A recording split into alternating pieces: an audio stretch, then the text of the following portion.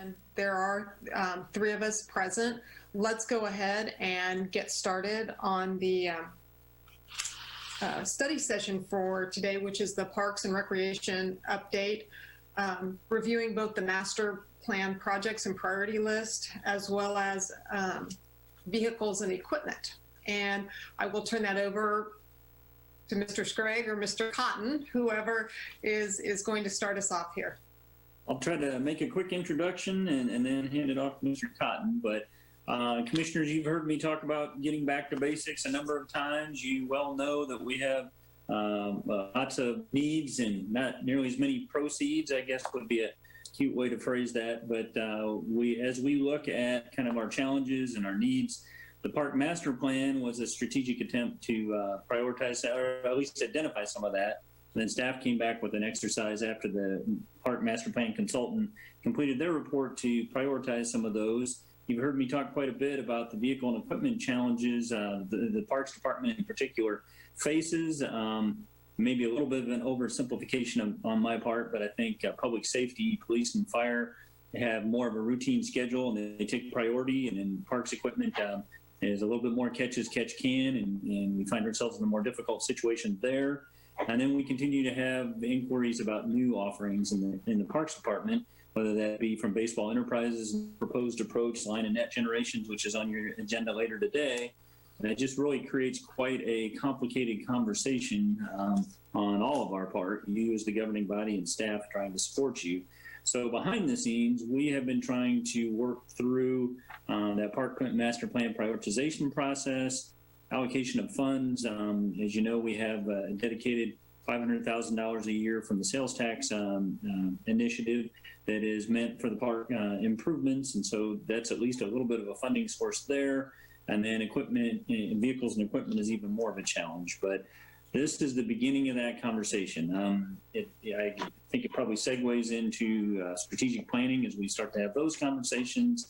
And I'll turn it over to Chris and his staff to walk you through the Park Master Plan and what that might look like for us in the years to come.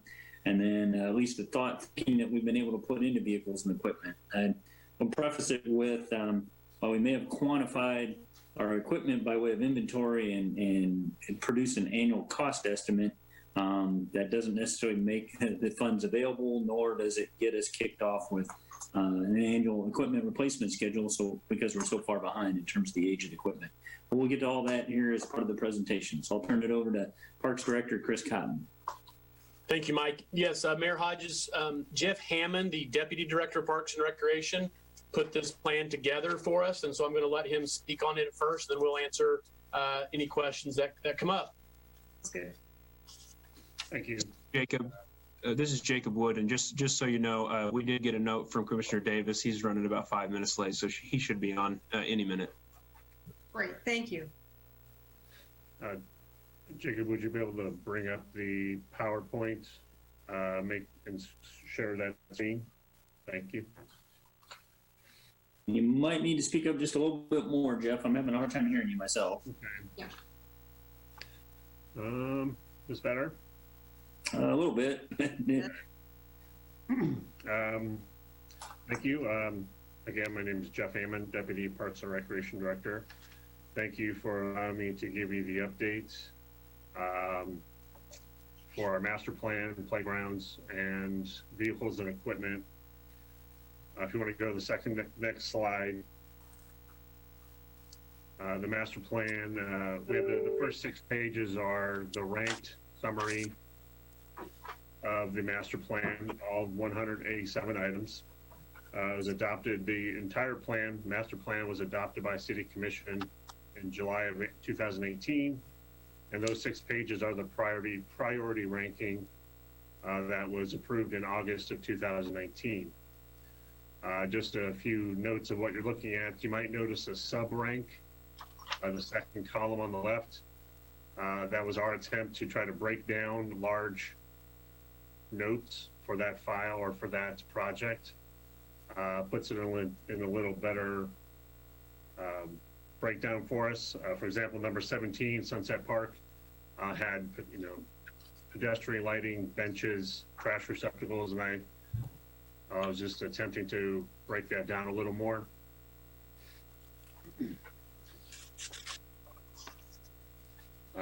Summary page number 2, keep on going. At number 49, I just want to point out, staff is aware that the recent disc golf activities, there's been lots of mention about expanding disc golf at Oakdale or Indian Rock. The master plan does not include a plan to expand disc golf in the community, but number 49 does talk about disc golf signage at Lakewood Park. We certainly want to see disc golf grow in the community. We currently have 2 courses at Thomas Park and Lakewood Park, and we're not opposed to adding more. However, it would raise questions about funding and where we would and how that would fit into the master plan. And page 3, 4, 5, and 6, just that summary continuing on. If there's any questions about any of those.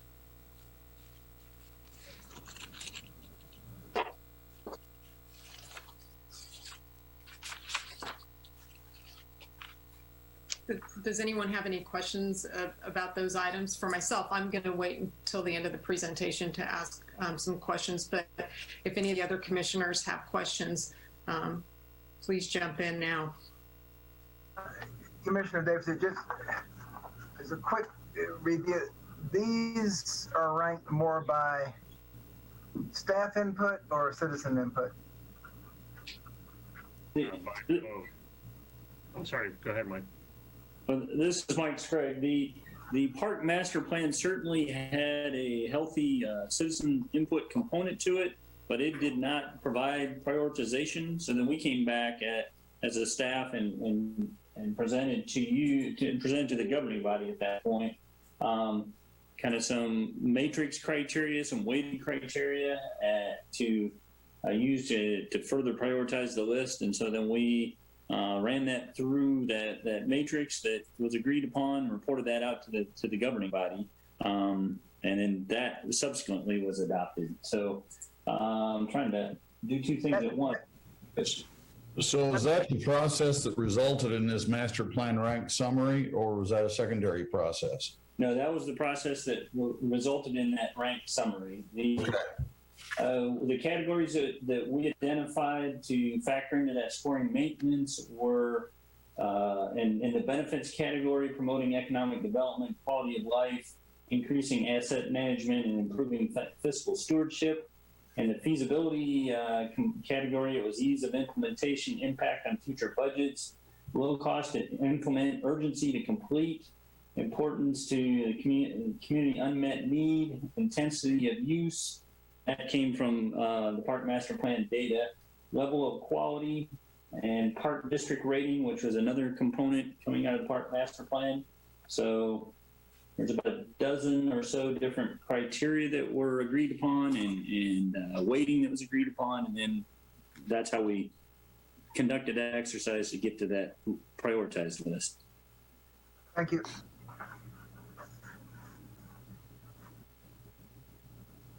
This slide is the projects we have completed.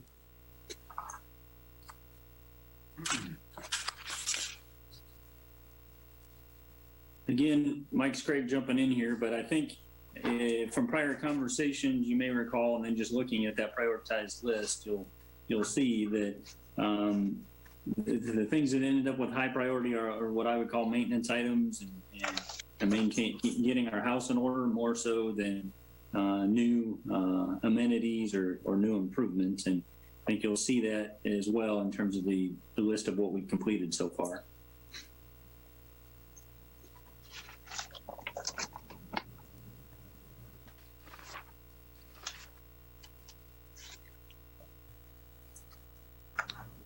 Onto playgrounds.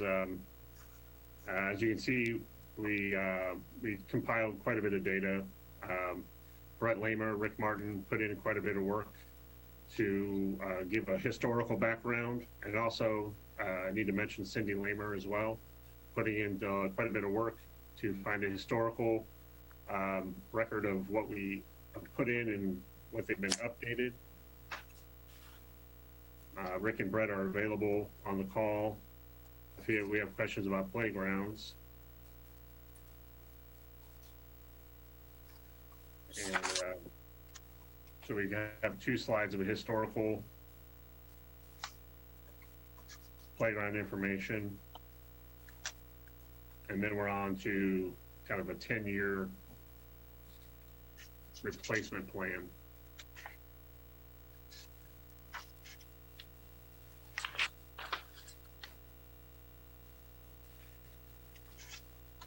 And what, I'm sorry, what were, when we agreed in principle to the baseball project last year before COVID, did the baseball related projects sort of de facto come off this list, or did we still leave them? Your question is pre-COVID, so kind of that broader list, or that broader scope of a project? Yeah. I don't know that they came off the list, but there was a recognition that they addressed, a handful of items throughout the list. Some of them were proposed improvements that were above and beyond the items that were on our adopted priority list, and then some of them more directly address some of the issues and maintenance items on the list. Okay. So we haven't taken them off of that prioritized list. It was just an opportunity to possibly have additional proceeds from the private sector to help address some of the items on the list. Thank you. They're ranked as number 164 on the list, sir. Oh, thank you. I was looking real fast. Appreciate that. Oh yeah. Thank you.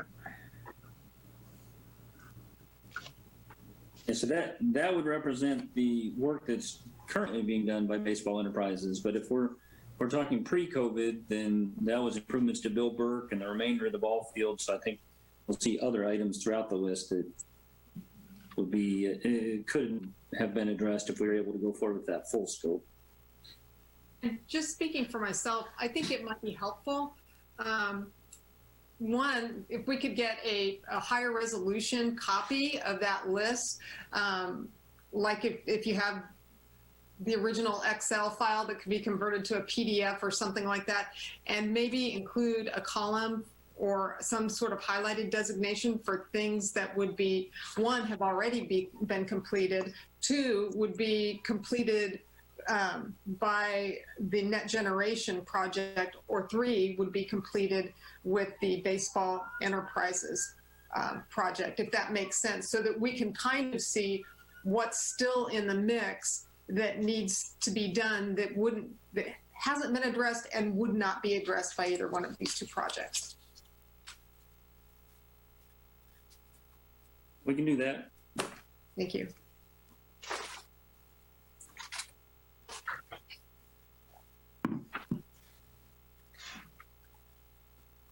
And continuing on, we have recently improved playgrounds. EWF under surfacing is, just so you're aware, engineered wood fiber, I believe. If feel free for Brett or Rick to correct me. Moving on to the 10-year replacement plan.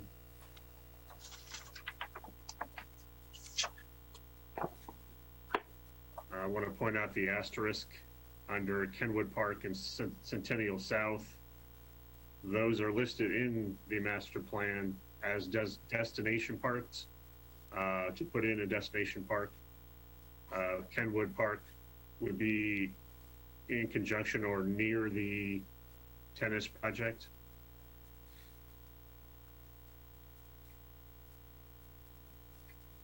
That would be to remove the playground that's already there near the Eric Stein stage? I believe that is correct. We have a newer park at Oakdale. We also have a Olivia's playground, which is close, which is not our playground, of course. Now, is the one the kids play on during River Festival, is that the one you consider in Oakdale or Okay, I may be getting the two of them mixed up. Yes, sir. There's a small playground just behind the train over on the Kenwood Park sign. That's the playground that we're discussing on the all Kenwood right. River. Okay. Appreciate that distinction. Okay. Yes, sir.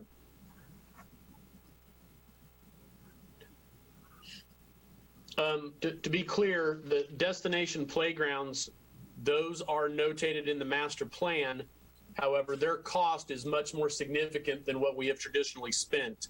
So we don't have costs on those playgrounds yet, but generally, if we were to go forward with that playground, those playgrounds are in the several hundred thousands of dollars a piece. So what you've been provided is the cost of our regular maintenance or our regular playground replacement. And if we get to a point to come forward with a destination playground, that would be a separate conversation. I guess I'm just not quite understanding the 10-year replacement plan as it's presented. So are we attempting to get to a point where we're swapping out playground equipment and upgrading playground equipment every 10 years? And these are the projected dates of completion?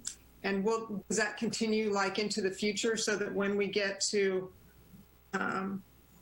Magnolia Soccer in the sunset in 2032, then the next year it will bring us back in 2033 to like Lakewood and Riverside? Brett, would you like to speak to that?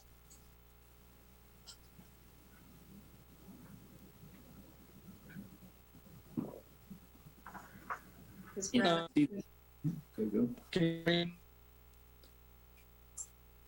I can. Okay. This is Brett Lander, if anybody can hear me.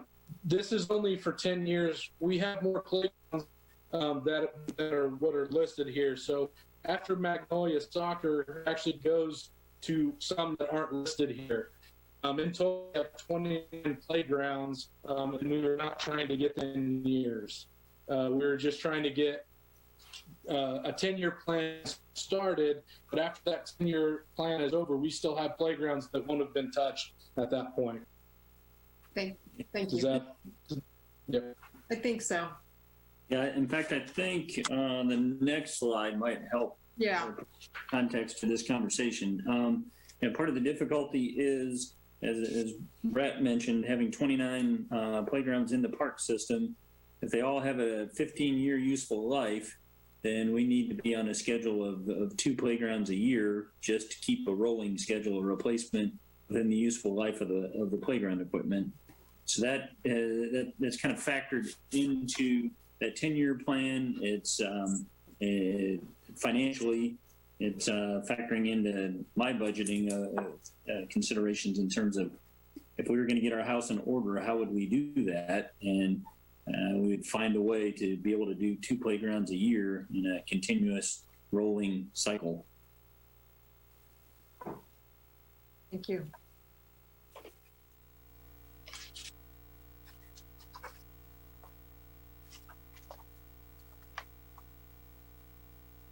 Mr. Hammond, if you'd like to continue. Sure. If you'd like to move to the next slide, just showing a historical record of special parks funding.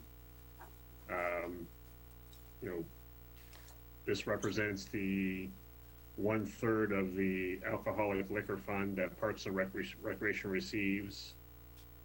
Money that can be used for the purchase, establishing, maintenance, or expansion of a park, recreation services, programs, facilities.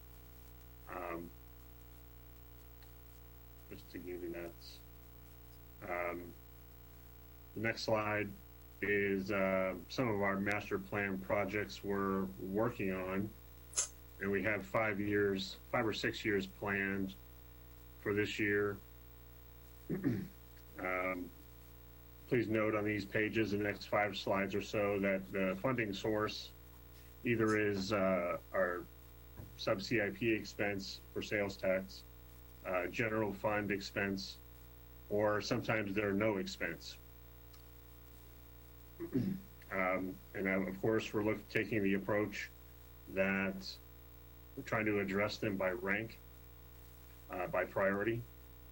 But at times you'll see, we find that as needs or funding opportunities arise, necessary to reconsider the priority of items on an ongoing basis. So for this year, you can see we've already, our number 48, which is ranked 48 for Hawthorne Playground. We're working on that right now. However, we purchased that equipment in 2018, 19, I'm sorry, I shouldn't answer. Maybe Rick or Brett can answer that better than I. And then, of course, number 73, addressing our drainage issues at Billbrook Park. And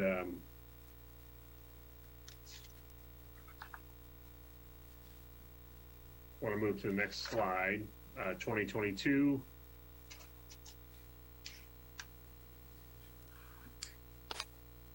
As we project into the future, looking at estimated expenses for each project, some of these, Jerry Ivy for this year, Jerry Ivy Park is depending on the decided course of action, and the expense there is quite large under 9B to try to address Jerry Ivy Pond. The RFQs came in last Thursday. They're currently under review right now for the request for qualifications as to how we repair Jerry Ivy Pond. And just to clarify, that's basically for consulting and design services to help identify a possible solution or modification and help us put together a design and a cost estimate. So that's step one. Once we get through that review and design, we may know a little bit more about the proposed solution and resulting costs. Thank That, because we have, I mean, I remember we talked about this, I think, maybe like back in 2019, in terms of when we were getting like the project we were going to do to satisfy the EPA fine, and it was just coming back and it wasn't what we wanted to do, just wasn't enough. Did we commit at that time to maintaining the pond at Jerry Ivy, or I know there was some discussion at the time about utilizing that area for perhaps a different purpose, and is that something that we'll get from the RFQs once we've selected a designer, or is that conversation closed? No, I wouldn't say that it's closed at all. I think the RFQs are for a consultant that can help us identify more so if we want to keep the pond or reconfigure the footprint or the size of the pond, what that might look like. And when we see what that looks like and what that costs, then the rest of that conversation is, from a cost benefit standpoint, is that preferable, or do we want to repurpose that entire area or have a smaller footprint? So to be able to have an informed conversation, we felt like this is the first step in bringing in outside expertise to help us size up what options might be and what they might cost. Great, thank you. So the amount to seek the consultant is roughly 19,000. Yes, sir. And then on the next page, we've got 450 plugged in to execute the solution. So we're taking kind of a guess at that at this point. Yes, sir. That's just a placeholder. Okay.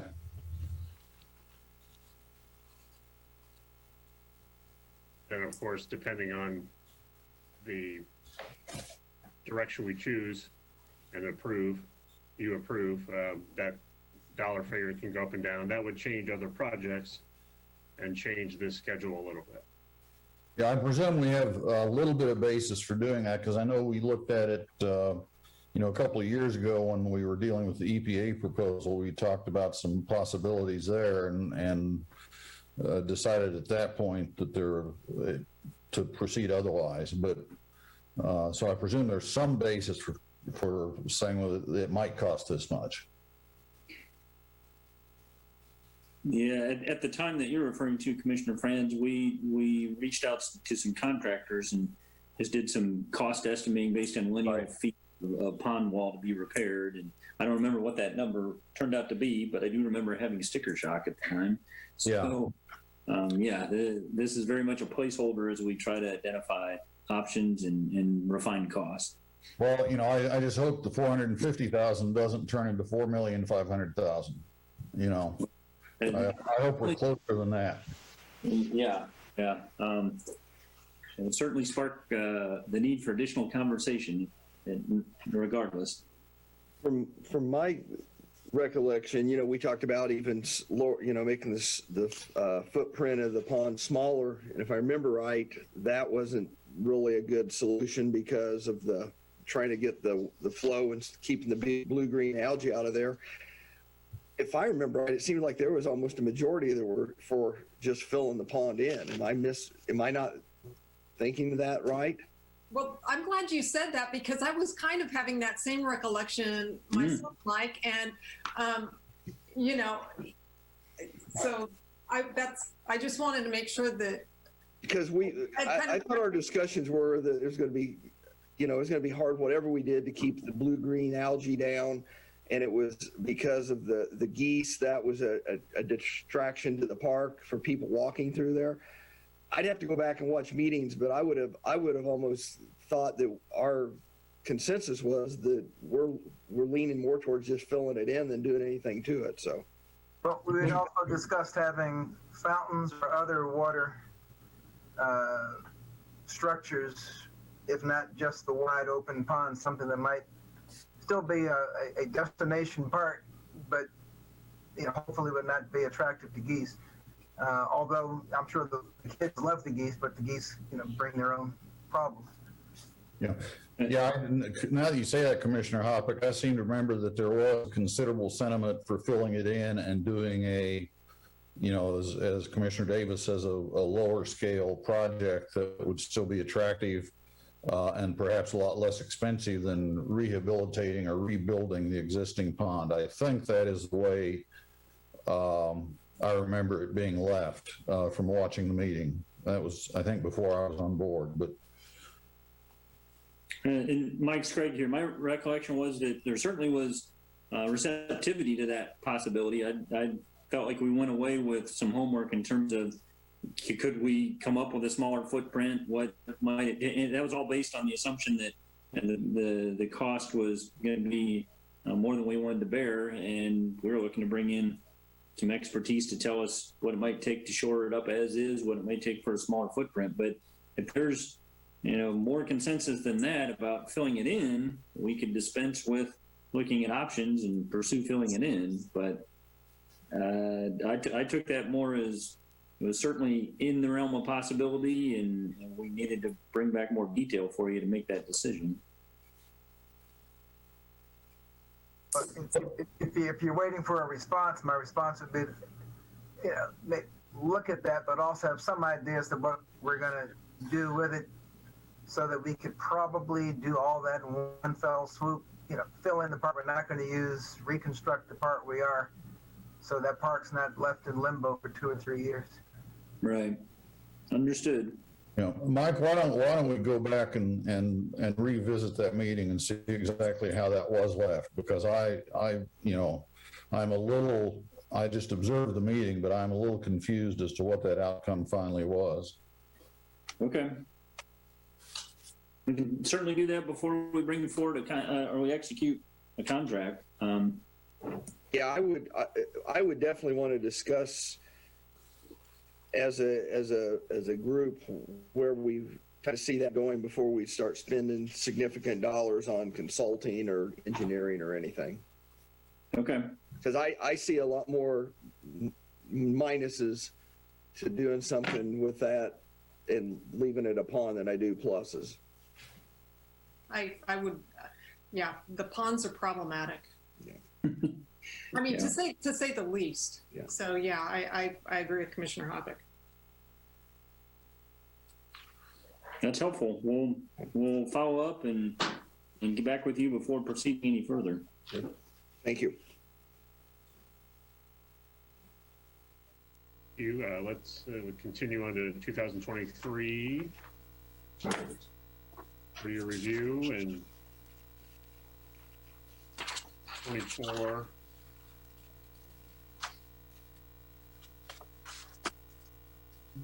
And one item of note under 2025, there's a large expense there for Indian Rock Lodge to kind of turn that into a community center similar to Friendship Center, Carver Center.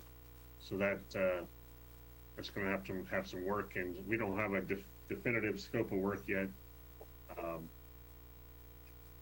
Possibly a multi-year project.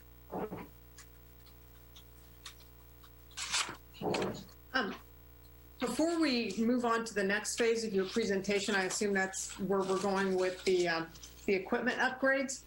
Yes. I've got just a couple of questions and observations just in terms of reviewing the parks master plan. And I'm glad you specifically mentioned the disc golf, because I was the one who's met with the disc golf group and had some conversations with them. But in looking back at the master plan, to me, it seemed to indicate a real citizen preference away from organized sports. That's not to say that we don't need the tennis complex or we don't need the baseball upgrade, because, I mean, those I look at almost as economic development incentive tools, but the walking and biking trails, park shelters and picnic areas. And I think that for a comparatively modest investment, when we compare, you know, what we would need to put into tennis courts or baseball fields, you know, you look at your pickleball and futsal and skateboarding and disc golfing and, you know, maintaining our hiking trails better. And I really feel like we need to acknowledge that there are a lot of Salinans out there that we don't necessarily get a lot of emails from, and that aren't organized, you know, to when they have a project that's important to them, particularly to, you know, to advance that conversation. And when I look at the statistics with disc golf, I mean, the participation nationally, it's just off the chart, and with some of these other alternative sports too. So I think it's really important that we keep those sports in mind as, you know, as people turn toward different ways to get physical activity and have fun. I walk Lakewood every day. Every day they're playing disc golf. I drive by the skateboard park probably 3 times a week. There are always people at the skateboard park. And I can't say that for the soccer fields. And I noticed that we've already completed 3 items for the soccer fields. And in the last 2 years, I haven't seen a single team on the soccer field. So I'm getting so frustrated when I see some of our facilities are just getting used up and used so hard. And, you know, we aren't doing anything to accommodate that need. And then I look at the soccer fields and I literally never see anybody on there. So I just wanted to make that plea that we take a look at, you know, at some of the things where we could get a big return for a modest investment. But yeah, those soccer field projects, I think, were 171, 175, and 181. I see people walking there, see kids using the playground equipment. Haven't seen a soccer game in my memory at the soccer fields. You know, I would like to add a comment there, if I might. Number one is, it strikes me that disc golf has a fair amount of participation, and I would agree the times I've been at Lakewood Park, there's almost always somebody playing disc golf. You know, and just looking at it, it looks like it's a relatively low investment to provide that facility. Now, maybe I'm wrong. Maybe those holes cost millions of dollars, but it just looks like it would be something that would be not difficult to expand. And if there's a lot of demand for it, maybe that's something we should consider. With respect to the plan being a little bit more oriented towards facilities rather than participatory, you know, a lot of that depends on how the discussion with the groups was guided. And if this was looked at as a plan for facilities improvement and facilities maintenance, then that's what you're going to see at the tail end. So I take that with a little bit of grain of salt. I mean, the result is right after we adopt this plan with this priority list and, baseball facilities listed down in the middle of the priority list, it becomes a high priority because there's a group that is very interested in participatory sports and what it takes to support that. So I think we have to look at this plan with a little bit of a grain of salt because we don't know exactly how the priorities were determined and how that discussion was guided. Thank you. Anyone else have any questions or remarks? If I could, we're looking at a lot of projects that attract people either to the city or in organized sports, but we have a large percentage of our population over the age of 55, and they need the more simple, low-cost, neighborhood-based opportunities for exercise. And somebody my age, just a place to go walk in the park. It's very low tech, but very enjoyable. So I see the walking trail, things we've been talking about for a long time, like the disc golf. I can still play that. I just too cold and windy recently, but relatively low cost, and they're amenities that are unique to neighborhoods, and people come out and use them.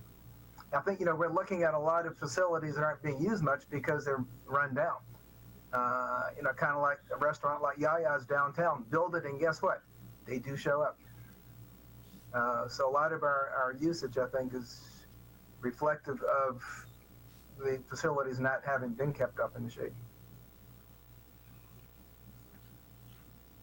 Thank you. Anyone else? Yeah, just real quick. I think there's a fine line between, keeping up what we have, which is one of the things we obviously need to do when we look at some of our restroom facilities and our parks and some of that. It's not very becoming if you're taking, children to the park and needing to use those and so on and so forth. And priorities change fairly frequently. I mean, disc golf has come up. Pickleball's become something I think that's a lot more advantageous to our community than probably back when what year was this done? Can anybody answer when the survey was done? Didn't we receive it in 2018? Yes.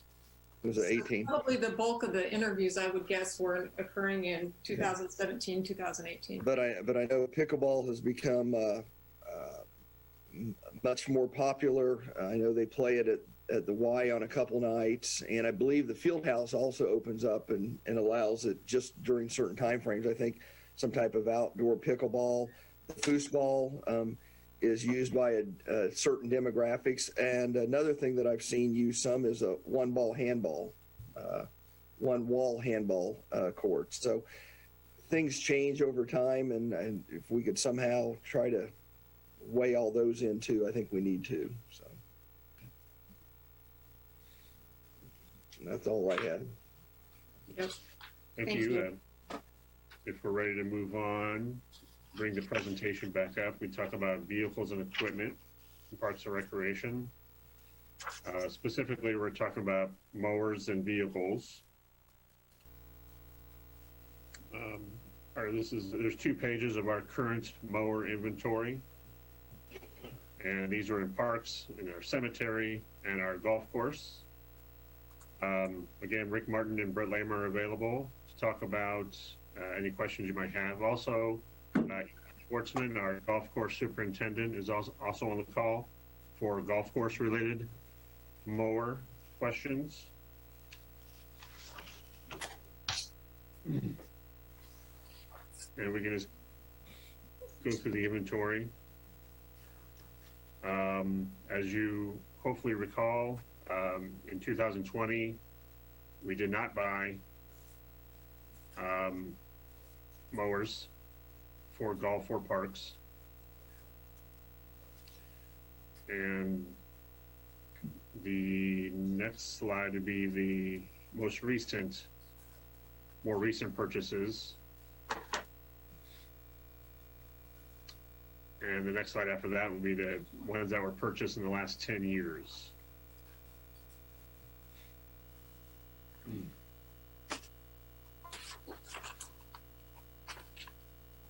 Do the current and future budgets for the next 3 years include replacing the mowers at the top of the list? And don't have a page number, but the current mower inventory, those that are approaching their life cycle, are we automatically putting them in the proposed CIP to be replaced? Mike's Craig again, and do future budgets include that? Not in any organized way would be my answer. You may recall that I referred to our vehicles and equipment approach as whack-a-mole, and that's what we're trying to address here is, and in part, the reason that we provided that 10-year history is just kind of to try to demonstrate the unpredictable nature of the way we've been funding equipment, just both in terms of what has made it through that budgeting process, and my sense is we don't have a replacement schedule to factor into the budget like you might be expecting and may have just described. We're doing a lot more catch as catch can. Our effort so far is to flesh out what that might look like, to then identify on an annual basis what it would take as an annual allocation to be able to be in a position like you described. And that's a kind of a two-part challenge. One is getting the schedule put together and identifying that value, but we have that assumes we're on a rotating schedule, and as aged as some of our equipment is, we're kind of behind the eight ball, and even being on a 10-year replacement schedule because some of it's going to age out before we can get to it. Wow. I'm glad we're having this conversation, and I'm glad that staff is taking a look at this, because you guys are actively using some equipment that dates from when I had a 2-year-old. I mean, this stuff is old. And I'm disappointed that we haven't done it in the past, but yeah, thank you. The next slide is what we tentatively put together what we've had put together as a replacement schedule with an annual cost. And the next page shows that summary of the average cost and the total cost and total annual cost. Are these various replacement schedules all coordinated with that 500,000 we've got available each year? If we look at the facilities we've got planned and the equipment we've got planned, does it all fit within that $500,000 a year, each year? The $500,000 parks allocation, we've been trying to fund previously. We've been trying to fund vehicles and equipment out of the CIP, the sub CIP, rather than the 500. Right. Okay. And that park master plan schedule that we showed previously, some of those don't hit 500,000, but a lot of them are in that 500,000 range. Okay. And myself, we'd flesh out additional details to get to the 500 as we get closer to those out years.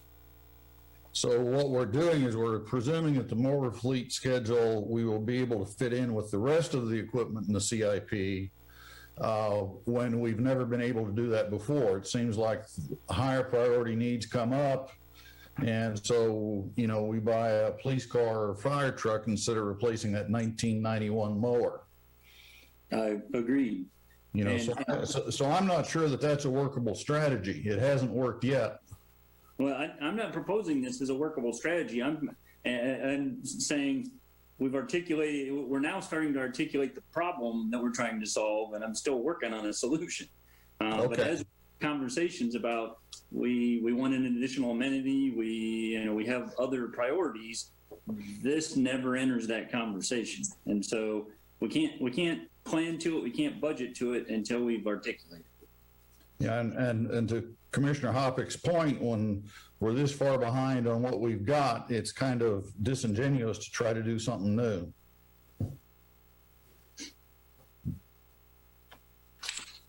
But by the something new, you mean what specifically? Just I'm just saying is if we're serious about addressing this equipment issue, and we're going to try to take it out of our normal equipment CIP, the sales tax CIP, and stay out of that $500,000 for, replacement or expanding facilities. That's the same thing we've been doing for years, and it has never worked. Okay, obviously it doesn't work. So we're either going to have to change the way we prioritize that group of equipment to give this a higher priority, or we've got to find some other way to do that.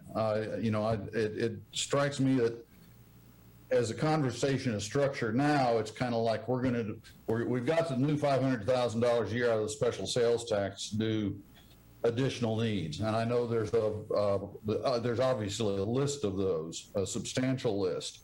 But then we've got the equipment issue, which has always been slated to come out of a different pot, and we don't seem to get to it. What is going to be different about that moving forward? And that's a rhetorical question for us to think about, I think. I don't expect an answer, but we're going to have to change something if we're going to actually make some progress on this. And Mike Scrugg here, and you're absolutely right. I mean, if you go back and look at our past 10 years, year to year, it's been anywhere from 0 to a little over 100,000, but it hasn't been predictable in any given year. So, part of my thinking is if we can put together a replacement schedule, we can amortize that and come up with an annual number to try to budget to and hold to, then staff can start to acquire equipment and schedule replacement in a predictable way rather than catch as catch can. And it at least creates some predictability that we might be able to budget to. Yeah. But you're absolutely right. It could either come out of the 500,000, and that then directly impacts what we can do in the way of the park master plan items, or we have to start factoring it into future budget in a more uniform and predictable way. Yeah. One option might be to use the special parks fund. That has in the past, though, been used to do largely facility upgrades. And if we reduce that, then that digs into that $500,000 a year, which is kind of intended to do the same sort of thing. So, correct. We've got too much piled on a plate that's a little bit too small. And we've taken that approach this year. We allocated some of the funds out of the special parks for equipment, but as that gets back to that inventory of playgrounds and the life cycle of playgrounds and the need to replace about 2 each year, which we'll be doing good to fund those with special park proceeds on an annual basis. Are we currently, when we're looking at other equipment, whether it's police, fire, whatever, do we have that inventoried and have it on a replacement schedule now? Not nearly as much as I would like. It almost seems to me like to get a grip on our issue is we're going to have to take the equipment that we know we're going to have to replace on a regular, when I say a regular basis, whether it's every 5 or every 10 years, that needs to be put onto a schedule so we can kind of look. You see, some years like on parks we're spending 0 and some we're spending 100. Well, that averages out to 50,000 a year. That doesn't buy you very many mowers and other equipment.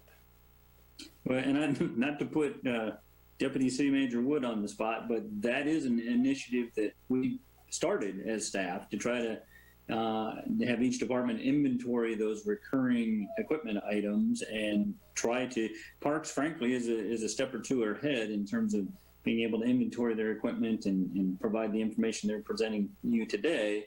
But the intention is to be able to do this across the organization. I don't know. Is there a particular reason that vehicles and equipment of this type are budgeted outside of the rest of a particular department's budget?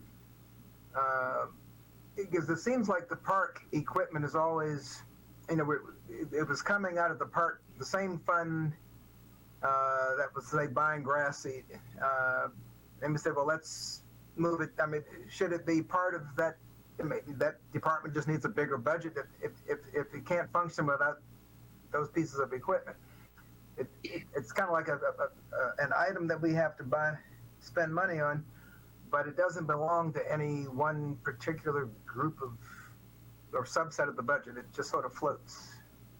Well, and I'm speculating here a little bit, but I think the logic, and Commissioner Franz may be able to speak to it better than I can, but I assume part of the logic previously was without a regular replacement schedule, without smoothing out that replacement cost on an annual basis across the department, we were trying to be mindful of addressing the greatest need for the organization. If we just said each department has X and it doesn't correspond to their replacement schedule, and we have some departments in a better position to purchase equipment and replace than others. And so, without a replacement schedule that we can refer to department by department, it probably doesn't make sense to give them a budget allocation within their own budgets. Okay, and before Commissioner Franz, before you answer, I may dovetail one more question. Roughly, in your experience, how many budget years would it take to get to that point where those numbers have been smoothed out and are predictable? I'm sorry, is that a question for me or Commissioner Franz? Well, Commissioner Franz, but you can certainly feel free to answer it. Well, in terms of scheduling, we're very mindful of the life cycle of the equipment. And so, motor graders and other big ticket items may have a longer useful life, but so we've been looking at a 10-year planning horizon just because anything beyond that gets a little less predictable. But the other thing to consider here is when we amortize all these costs, that assumes that our fleet is in a good position to begin with to be able to patiently wait for that replacement cycle. When we start in a hole, that annual cost number is a good reference point, but I can't confidently say that some of those items can wait till 2028, 29, and 30 to be replaced. So we may have an upfront financial challenge before we can get to a predictable replacement schedule. Okay, now if I might, the whole idea behind, I believe, and it was in place when I came on board too, so you have to take this as, I guess, for what it's worth, but I was told that those equipment items were segregated and when I first came on board, it was all in the general fund or in the utilities fund for the respective groups, because the manager at that time wanted to be able to see all of the city equipment that was being replaced together so that we could determine priorities, between departments. It's kind of what Mike was saying. If you have X number of dollars in a department, then they think that's theirs. And if they don't spend it on equipment, then they think they can spend it on somewhere else. And so the manager at that time said, let's take this out, put it in a separate pot, and let's try to keep the departments thinking in a little more global basis in terms of what my department needs or what another department needs. I can recall occasions where we would, I say we generically, the manager would ask that departments get all the vehicles they were proposing to replace, and we'd park them in the, at that time, Bicentennial Center parking lot, and we'd have a beauty contest, for lack of a better word. And you go around and you see one pickup truck that doesn't have floorboards in it anymore, and the other one, a competing truck, is obviously in very good shape. You know who's going to win the beauty contest? We're going to replace the older, more worn out piece of equipment. So it was a way to try to think more globally. And also at that time, we were trying to get a more comprehensive schedule as to, and from time to time in some departments that kind of came to fruition. Solid waste used to have a really pretty good schedule, and it's varied by department. In the police department, that every year you're going to replace from 4 to 6 cars typically. You know, the fire department, we have an ambulance, we maybe have one other vehicle with a fire truck occasionally. Street sweepers, we knew were on a schedule of about 15 years and, you know, so on and so forth. But it's been very difficult and challenging to try to get that done on a citywide basis so you could look at the complete list. One of the issues is some vehicles simply wear out faster than you think they will. They get used a lot more. And so something might be on a schedule for replacement in 2029, for example, and you discover that by 2025 it's shot. Well, you've got to be ready to make those adjustments on the fly. So the plan is never perfect, but I appreciate the fact that they're trying to get to that point.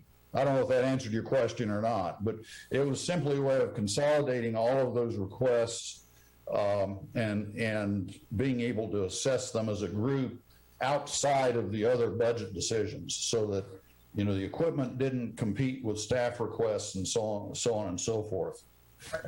Originally there was a given amount every year that we'd budget for equipment replacement. I can't remember what it was. That has gone by the wayside at this point, but there was a fixed amount that was set aside for equipment every year, and we simply tried to fit within it. That would have been my next question. You know, were those aggregate, you know, department needs ever lumped together into a budget amount that would have been enough to pay for it, and you just answered that question? Yeah, I wouldn't say it was enough to pay for it. There were always requests that did not get funded. Matter of fact, normally quite a few, but.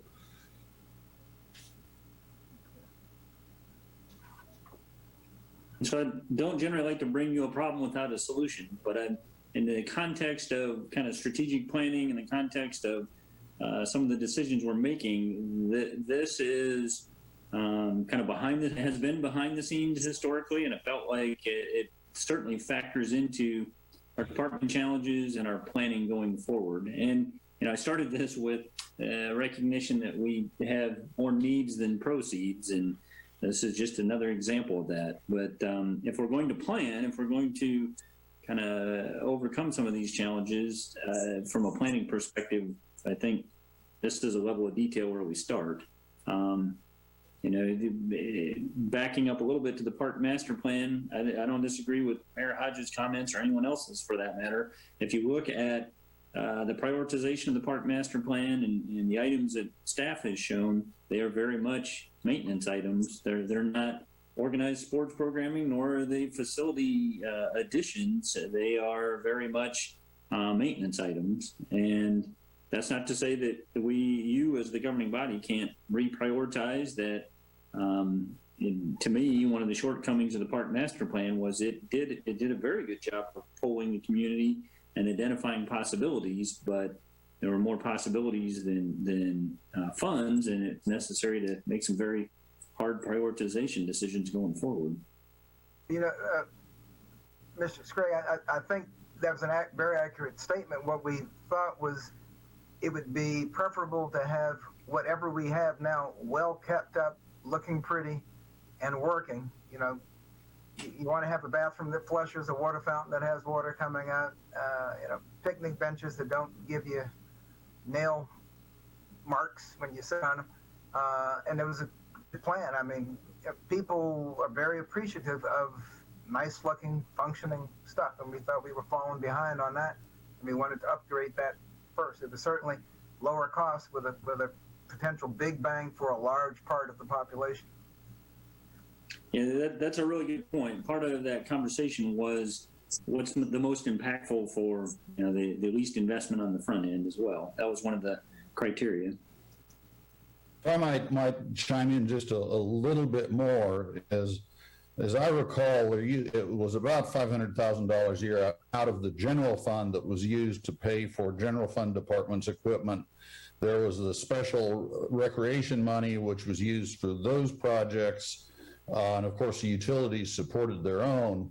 Over the years, that general fund amount, as we've gotten more and more pressure on other expenses, that has slowly been moved to the sales tax. And now it's all in the sales tax. I think it was back in, I don't know, 2008 or whenever, when we first started moving capital into the sales tax fund. The initial intent was to take things that were significantly larger than we could normally handle out of the general fund amount. And we used a guideline of somewhere any single piece of equipment that costs more than, say, $50,000 to $80,000. So we're talking about large trucks, street sweepers, and so on. We'd take out the sales tax fund out of a separate pot. Well, that has kind of now, over the years, with pressure on the general fund, we've gradually moved more and more of this item into the special sales tax fund, and now it's essentially all there, and we are no longer investing in capital out of our general fund.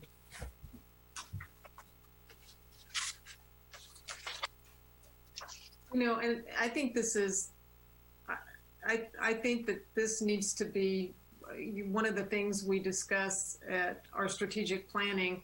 Mr. Scragg has mentioned, you know, aligning our, doing, you know, some financial prioritization in a strategic planning setting, because, you know, when we are, you know, talking about investing in the bigger new facilities, and yet you just see us falling further and further behind on things we need to maintain our parks just as they are. I mean, I think we need to have a conversation about are our expectations as expressed in the budget realistic to maintain the kind of parks that we want to have. Just seeing how many acres of parkland that each employee is responsible for, and looking at our investment in parks compared to peer communities, you know, I think that that's something that we need to talk about.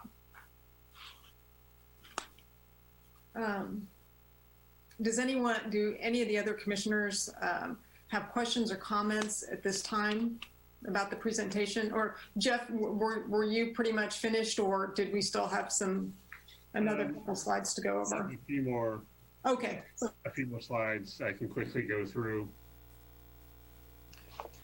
Next slide is, this is what we're planning on replacing with this year's bids that came in. These are the items that are on our current inventory that we would like to replace. The next slide is the bids that did come in. It's a summary of the bids that did come in. You notice that we are planning on, we would like to be able to rebid 2 of these items. And you can see where Mr. Sprague talked about, we broke down purchases out of Special Parks Fund and also sales tax sub-CIP to try to attempt to get us back to better inventory. And the last 3 or 4 pages are about vehicles, similar exercise with our vehicles in Parks and Recreation, with an annual cost and a replacement schedule.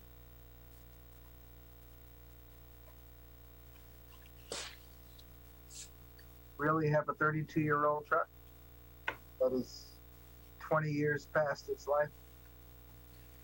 Yes, we do. Kudos to the maintenance department. Nobody knows. So, wow. Yep.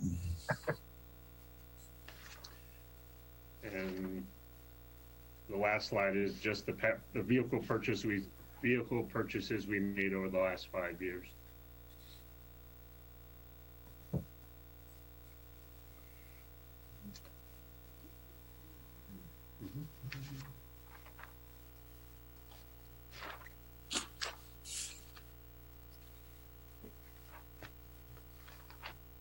And that is the end of the slides.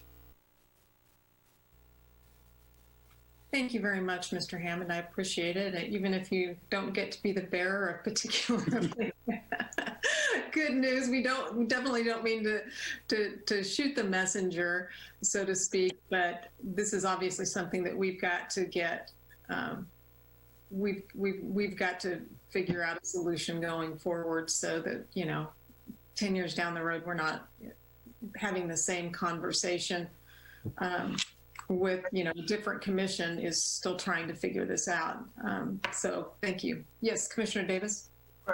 With the information on those last two slides, is it possible to add up what we know we need and kind of create a graph, with a certain amount of money dedicated per year in a hypothetical future budget that brings you up to where you can then level it off? I mean, it just looks like that's enough information to create a graph and figure out how many years you need and what amount to get you where you want to be. Not to be the one to figure it out, but Yeah, that is kind of what we're trying to build to here, both just in terms of an average number. That's kind of the easier calculation to make. The harder one to make a more educated guesstimate of each piece of equipment and when it needs to be replaced and how much it'll cost at that time. But that's what we're trying to gather all this data to, not just in the Parks Department, but across the organization, to try to, whether it's graphical or whether it's a spreadsheet with dollars. My goal is, within reason, to level that out as much as possible. So that instead of on an annual basis, we're having conversations about these numbers moving around significantly, come up with a number that is managed, that we can manage to, and have it be routine enough that we get this part of our operations smoothed out. right, or if we just The say, graph flattened out. right, with these numbers, if we just pull the number out of the air, okay, every year we're going to spend $800,000 on equipment, which should get us to a point where it levels out, and then you just fill in how many years that is. And it's Right. biting the bullet until we get to where we want to be. Yeah, I was thinking the same thing. Like if we did start doing, $500,000 a year and we had to do that for 2 or 3 years, but then we knew from that point on that it was going to be, and Level out. you make the point, things break down, but then if we knew that it was going to be $150,000 every year, somewhere close to that number, that we could then start budgeting for that. Understood. We're trying to work to that across the organization. Like I said, I think Parks is a step or two ahead in terms of inventorying their equipment. You may recall that we had a very similar conversation at this level of detail or higher for sanitation fund. They were able to kind of inventory their equipment and their life cycles, and they're in a little bit better position both in terms of the breadth of their equipment and their financial ability to fund that. But that's what we're trying to get to for all the departments. Thank you. Any other commissioners have anything before we open it up to the public? I'd be happy to open this up to for the public. Anyone who has questions, would like to make any observations or remarks about our discussions today. If you could, Jacob, if you could let people know how to raise their virtual hand on Zoom. Failing that, you can always flag us down so that we can get you unmuted. But I'd ask that you keep your remarks brief or your questions brief, because it looks like we have quite a few people that may want to speak today. They may not. Sure. So if you would like to speak, if you want to raise your virtual hand, you can go down to the bottom of your screen if you're on a Windows machine and click the Participants tab. And when that pops up at the bottom right, you should be able to click the button that says Raise Your Hand. If you're on an iPad or an iPhone, the Participants tab is usually in the top right part of the screen, and you do the same thing. I already have at least one person that requested to speak, and that's Miss Jane Anderson. I will go ahead and give her the ability to speak, and we'll go from there. If I can... Hi, Ms. Anderson. Are you there? Am I on now? Yes, thank you. I would like to say thank you for letting me speak, and I'm the executive director for the Friends of the River Foundation. So I'd like to speak from that viewpoint, but also from just as a citizen. What I find really interesting in looking at the master plan for the parks is in their deal that trails are actually the #1 issue. And in all our speaking, I haven't heard anyone speak to trails except for some of the commissioners, which I do find that troubling that that is not considered a big enough issue to speak to, especially when you have a new riverway that's going to be built in just a few years, and putting all that pressure on the riverway or the Friends to raise monies for that. I just like to raise that as an issue that I do think that is what a lot of people are looking for. And so I hope that that will be a consideration when you're thinking about Parks and Rec. The other thing as a citizen that I would like to speak to is sometimes I think we call it Parks and Rec, but a lot of times it's treated like recreation and parks. And I don't think parks at times get a fair shake in being considered as important as recreation. I think recreation is really important, by the way. I think it brings in lots of money to our community. And I'm not downplaying that we need new tennis courts or baseball fields. That's not what I'm trying to insinuate. However, what I'd like to say that the parks play just as an important role in our community for how people view us as a community, if they think we're beautiful or not, or if there's a place to just be or a place to gather. So I think sometimes there hasn't been anyone speaking for the parks. And so I would just like to say, I think people think they're very important. And I would just like to say, I hope that becomes more important than it has been. And I think your equipment aging is part of none of us really believing that it was worth saving. So, and thinking that parks are important. But I would like to say for other community members that a lot of us feel it's very important. So thank you for your time. Thank you, Ms. Anderson. I appreciate your observations. Is there anyone else who would like to speak? Mr. Sean Baltazar has his hand raised. I'll go ahead and give him permission at this time. All right, Mr. Baltazar, are you there? Are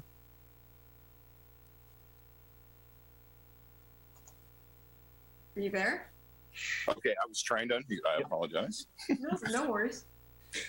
Hello, hello, Mayor. Hello, commissioners, and everybody else attending. I'm very excited to have gotten the chance to listen today.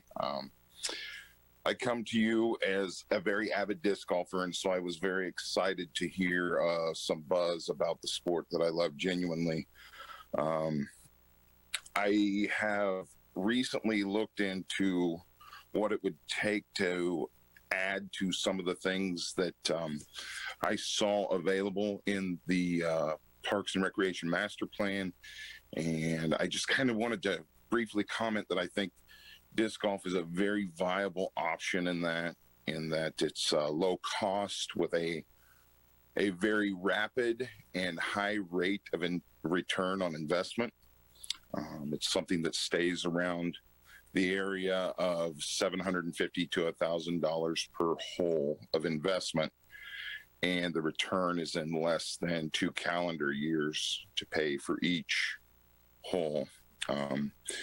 Using the model of Emporia, Kansas, right down the road, they bring in about 10,000 visitors a year for a disc golf tournament they have there. And speaking with their local chamber, they have a very high return there. It's very progressive. I understand that there are a lot of sports that are coming up, pickleball. I see the handball court at Oakdale Park busy frequently, all of those things. And I applaud those who have to make the choices in these things as I lobby for the one that is so near and dear to me. But I can tell you that disc golf is something that is growing at such a rapid rate that I feel the need to say something today. Just a couple more things. We have a local disc golf club that is that I know has worked for quite some time with Parks and Recreation, and Parks and Recreation has done wonderful in listening to our local disc golf club.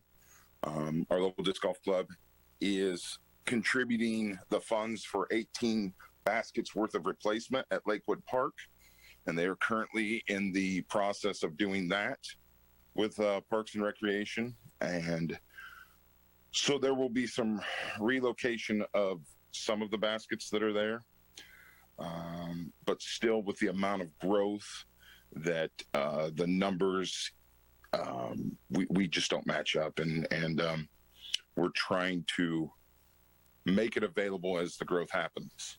So that's what I have to say about disc golf. Now, as far as the rest goes, I really want to give a large compliment to our Parks and Recreation staff.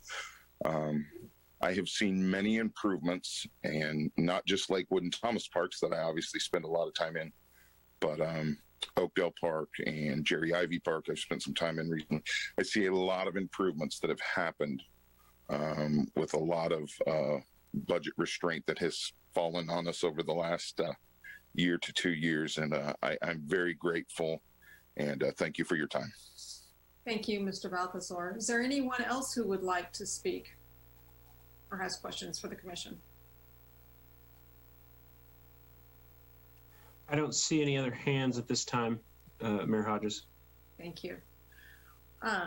Well, to bring it back to the commission, is there anything else that the commission would like to discuss in regard to our study session today? Any things to follow up on? Commissioner Davis? Yeah, I think the point you made about the strategic planning is important. I was writing notes down at the exact same time that you were probably thinking about it.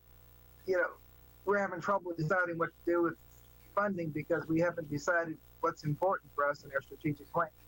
Once we decide that, then we can get a budget that reflects our strategic plan, and then the rest of this just falls in. I mean, it just drops in automatically. But we really have to decide what this city is going to be known for, and then go out and figure out how we can spend our money. And I think you mentioned that a couple of years ago, maybe when you were in your postgraduate class at KU, where you were like, you know, we budget to our priorities, and that really that stuck with me. So, do we have a date for our planning session yet? We do not. That's on me. We have kind of an outline that staff's trying to pull together to gather information and create graphics in preparation for that. But I recognize we need to make that happen here pretty soon.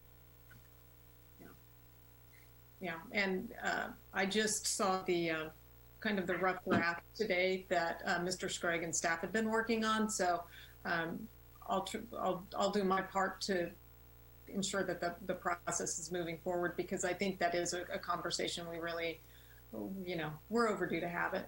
We kind of got skunked last year because of COVID, and I think it'd be very helpful for us and for future commissions. All right. Well, I guess that's it. Mr. Scragg, Mr. Cotton, do you have anything to leave us with, or does this conclude our study session? Yes, ma'am. Sorry, Mike. No, go ahead, Chris. I was going to say, yes, ma'am. That's just a presentation of where we're at and the equipment that we're looking to replace in the near future. Yes, ma'am. Okay, I have one quick question I had written here and forgot to ask. On the equipment for the golf course, does that come out of funds raised through fees at the golf course, or does that come out of the sub CIP also? Debbie, do you want to speak to that as well as kind of the fund balance management approach? It looks like you're muted, Debbie. Thank you, Debbie Pack, Director of Finance.